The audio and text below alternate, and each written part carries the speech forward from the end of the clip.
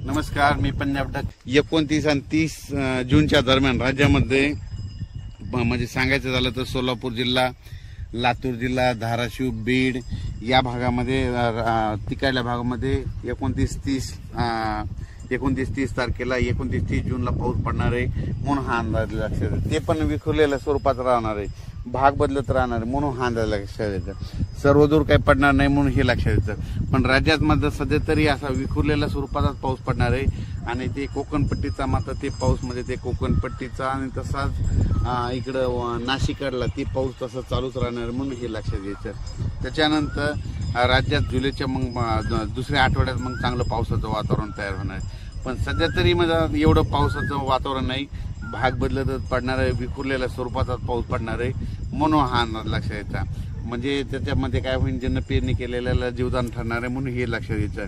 आणि जमिनीमध्ये ओल भरपूर ओल आहे आणि काल देखील म्हणजे सांगायचं झालं तर विदर्भात खूप पाऊस झाला आणि त्याच्यामध्ये सर्व शेतकऱ्याला जीवदान भेटलं. तसाच आता ह्या 2-4 दिवस म्हणजे 29-30 तारखेला देखील असाच विखुरलेल्या स्वरूपाचा पाऊस पडणार आहे म्हणून हे लक्षात येतं. 29 आणि